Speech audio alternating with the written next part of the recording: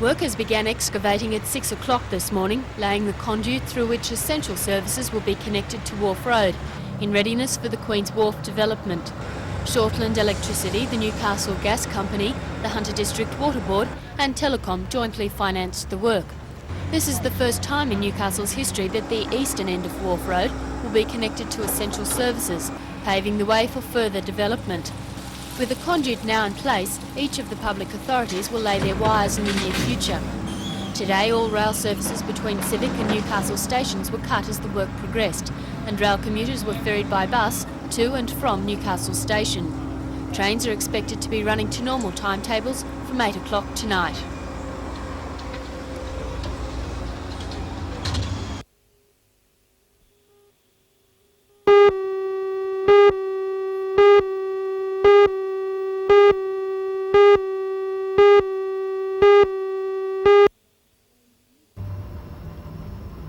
And you phoned up because you feel that perhaps you need to look at cutting back, is that right? What sort of things have been happening? The Hunter Drug Advisory Service takes an average of 6 such calls a day. A survey conducted in October last year showed that almost a quarter of all counselling and information calls dealt with minor tranquilizers. This compares with fewer than 16% in the 2 years previously. Callers asked, "Am I becoming addicted? What alternatives are open to me?" Right. In 1984, the service says 6 million prescriptions for benzodiazepines were written by Australian doctors, 70% of them for women. Craig Shaw, a health education officer at the centre, says a publicity campaign run nationwide last year on the use of minor tranquilizers has made women more willing to question their use. Women, people in general, have a right to know what they're being prescribed and why they're being prescribed, and the right to make a decision about that. So if we can help in that process, that's all the better for us. Benzodiazepines are the minor tranquilizers. Some brand names are Valium, Serapax, Muralax and Mogadon. They're commonly prescribed for people who are experiencing emotional anxiety or depression. It's estimated that 30 to 40% of all users will become dependent upon them. Would you say that in the main the benzodiazepine drug group actually end up causing more problems than they solve? That's a very tough question to answer. I mean, there are lots of reports being given about how addictive they are, how easily people can become dependent on them. And so it's possible that in many ways they do cause more problems than they solve, although I would stress again that it really does depend on the individual and why they're being prescribed the drug.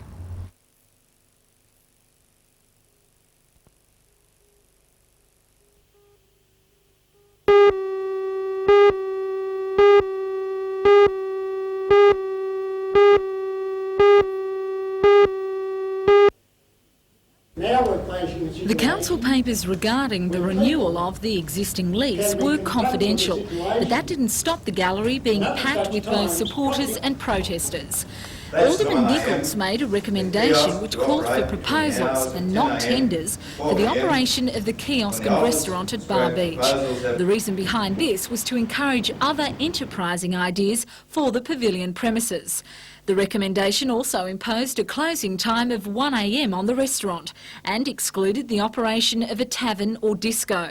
After more than 1 hour of heated debate, that recommendation was defeated. But with the word tenders substituted for proposals, a new recommendation was then passed. The aldermen supporting the amended recommendation, which included restrictions, stressed that the restaurant at Lloyd's was not in question, rather the complaints from residents to late-night traffic and offensive behaviour from those leaving the disco.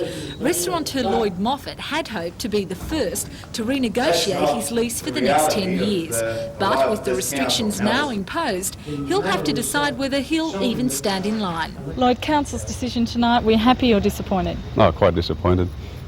Especially when have 3,000 people voting for it with the petitions and lots more. They're just going to keep supporting me, but I was quite disappointed actually. Will you be retendering in August? Oh, I'll have to look at the conditions and think about it again.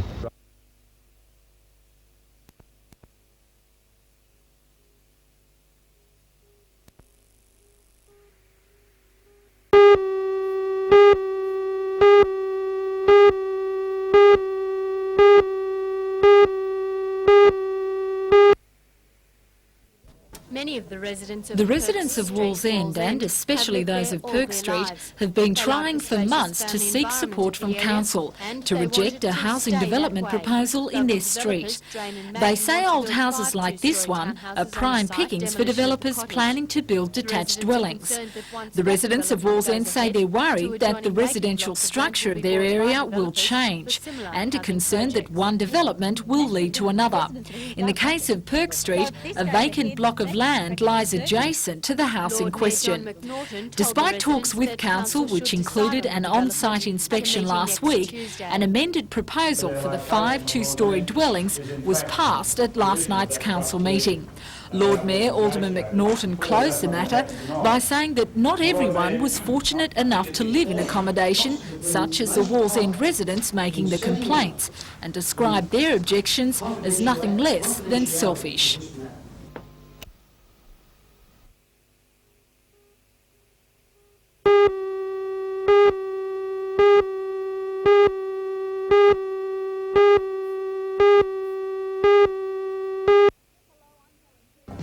Hello, I'm Helen Hughes. Delegates from the Builders Workers Industrial Union met in Newcastle today to consider the latest wage indexation decision. The union wants a $52 a week increase, not the $10 approved by the Arbitration Commission, and is considering a national campaign of industrial action. Join Ray Deneen and Anna Manzoni for all the news tonight at 6.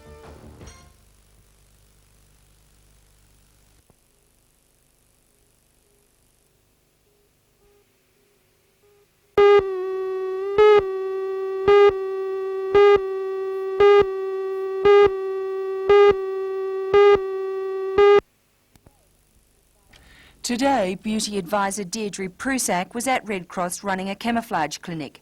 She writes a regular column for New Idea and was promoting her beauty book, which has some proceeds going to Red Cross. The camouflage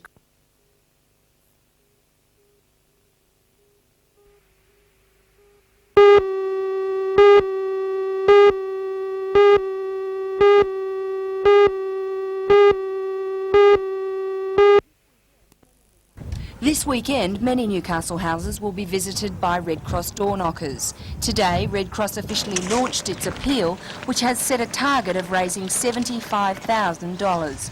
Red Cross admits that the fundraising appeal comes close on the heels of the telethon, but are confident that people in the Hunter will once again show support. The people in Newcastle are very, very generous. Newcastle and the Hunter region are very generous, and Red Cross is an organisation that has been about for a long, long time, and I think the community realise that the money that is given to us is for the relief of disasters, both national and international, and personal disasters, and I'm sure that the generosity of the Newcastle people will show again. Today, beauty advisor Deirdre Prusak was at Red Cross running a camouflage clinic. She writes a regular column for New Idea and was promoting her beauty book, which has some proceeds going to Red Cross. The camouflage clinics are held each Wednesday by volunteers to help people learn how to disguise disfigurements such as birthmarks or pigmentations. Deirdre talked freely today of the ups and downs of continually handling people's beauty problems. It's 10 years that I've been writing a weekly beauty problem column. That's a lot of beauty problems. What kind of things do people write in with? You'd be surprised. All sorts of things, really. Majority, I suppose, are things like freckles, small breasts, big bottoms, but it's hard to write a weekly column on those letters, so it's good when you get a variation. You know.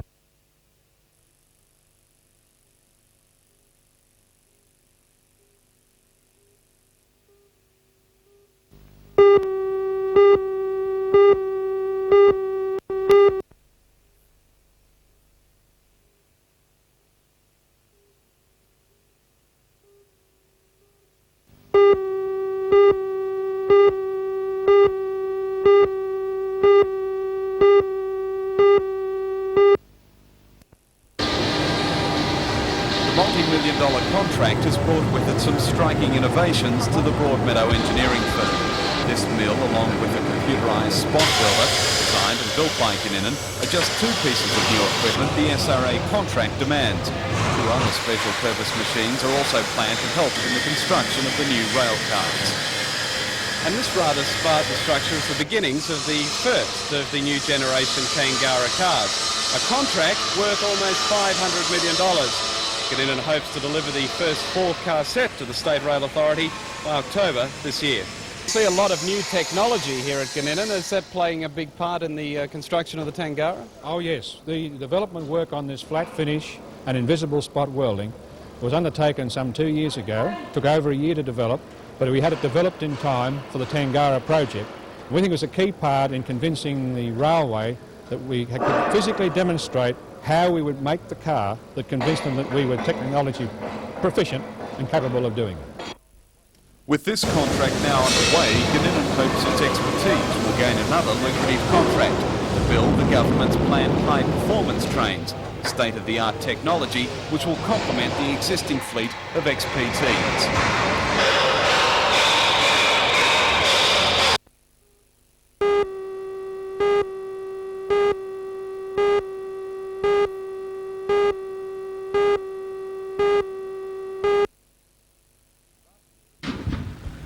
Last year, a similar clean-up operation cleared this area of rubbish. Next morning, it was discovered that 2 more loads of refuse had been dumped overnight. This year, the organisers have built a deterrent into the clean-up. These posts will be connected with wire cable to form a fence to stop the entry of unauthorised vehicles. The protected areas will be expanded as they are reclaimed.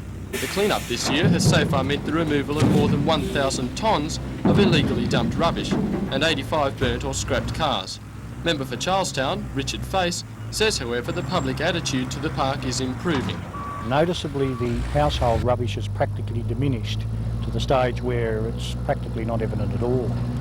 But there is a situation still occurring with commercial operations, builders' rubbish, tree loppers and the like, who are refusing to pay the local rubbish fee at the tip.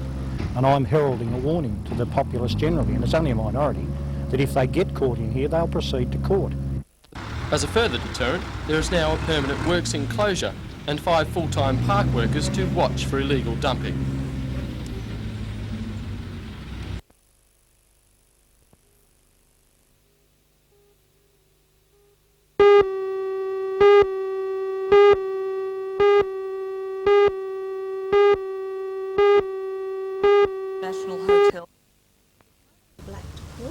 The travelling collection of patchwork quilts belongs to a Sydney-based craftswoman who wants to keep the pastime alive. Some of the colourful quilts date back more than 100 years and are both Australian and American designed. The star-centred Mennonite quilt was stitched during the early 1900s in the United States. The style differs greatly from the richly coloured Australian design, complete with signature. And this one is a wagga, made from the cloth of men's suits in the Depression years. We're wondering if the shearers would have them and the swagmen. The women on the property would get out their little Singer treadle machines and stitch away and sew those up. They'd even sometimes put chaff bags on the back. In Australia, quilt exhibitions aren't as popular as those in America, but Jan assures it has nothing to do with the lack of quality of our Aussie stitches. The Australians, they would run a good chance today with the American quilts. I've seen a lot of American quilts, but I've also seen many, many Australian quilts, and the craftsmanship of the women is just beautiful. In all, there are 18 antique quilts, and if you want to have a closer look at the finer details, they'll be on display next week in Newcastle in the Heritage Centre Gallery as part of Heritage Week.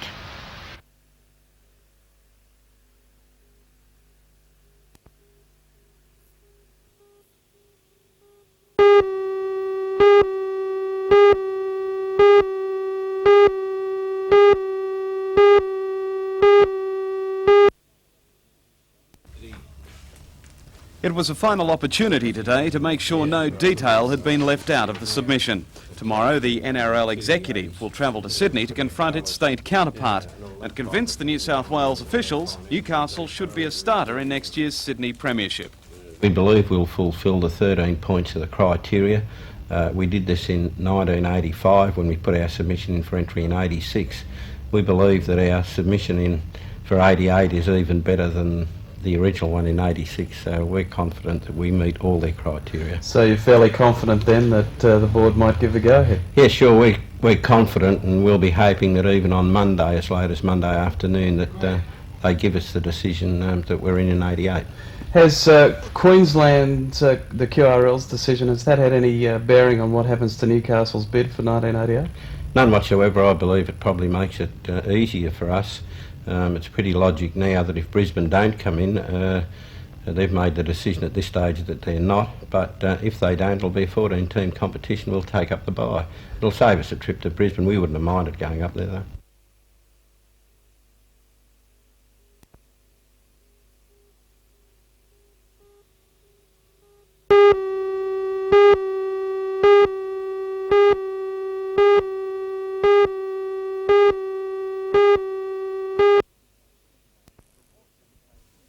Reports indicate the new mine will be worked on the old Bellbird colliery lease near the existing Ellalong mine. Jeff Brown from the northern branch of the Miners Federation says the mine, if it goes ahead, will bring with it a much-needed boost to the coalfields economy. We do know that it's taking over part of the old Bellbird lease and the old Kalingo colliery that used to operate in Cessnock some years ago, but at this stage that's about all we know about it. Now, what does it mean for your members?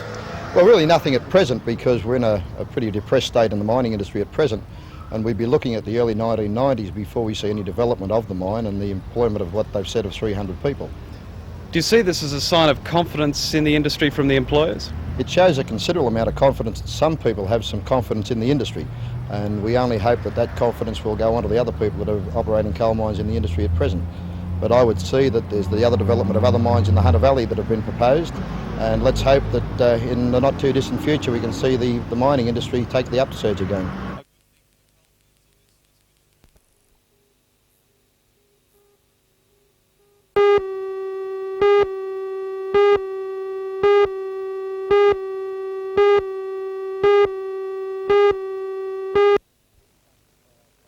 Any bunch of flowers sold at the Don markets Stevenson, is going president to be of the detrimental to Florists the Group, local is adamant that local growers sellers, don't have the flower capacity to growers supply the and market in volume, opening the way for outside interests to capitalise.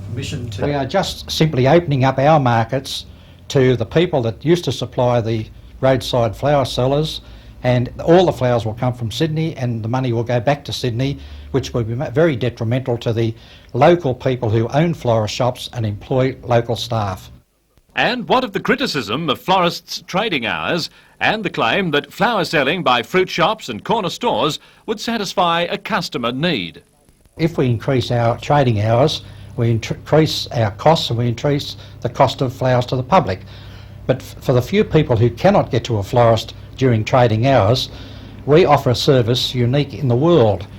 In your own home you can pick up a telephone, dial into Flora Florist, and give your name, address and bank card number, and on a daily basis you can have flowers delivered nearly anywhere in Newcastle, New South Wales, Australia or the world.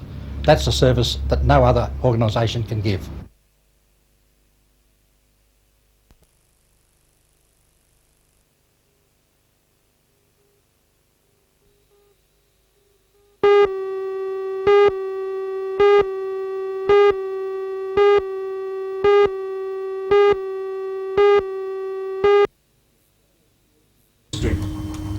Today's ceremony was held at the Newcastle Police Station. The officers from the local district were congratulated by their Chief Superintendent, Lloyd Noonan. 15 senior officers were awarded certificates given on appointment of a commissioned rank and signed by the Governor, Sir James Rowland. The National Medal for more than 15 years of service was given to 8 of the officers. The first clasp to the National Medal, awarded for another 10 years in the force, was proudly presented to 2 of the commissioned officers for 25 years of service. And as part of a new initiative by the Police Department, 11 constables and 1 senior constable were given recognition for undergoing specialised training in high-speed vehicles, certifying them as Highway Patrol officers. A spokesman from the department today confirmed that eventually all Highway Patrol officers will undertake these stringent training programs. And Constable Pete Smith.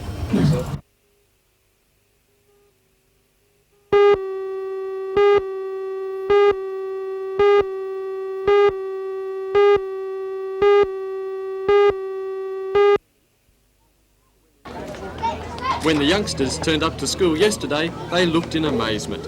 Their playground, which on Friday had been a grey expanse, was now a mass of colour.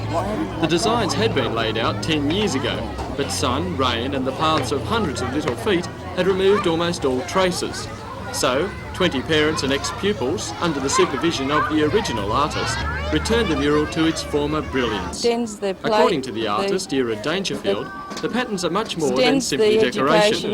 She says that games created by the children using the mural are based around colour, shape and numbers, which create a learning experience as well. For those who worked, a thank you from the 102 pupils of the infant school.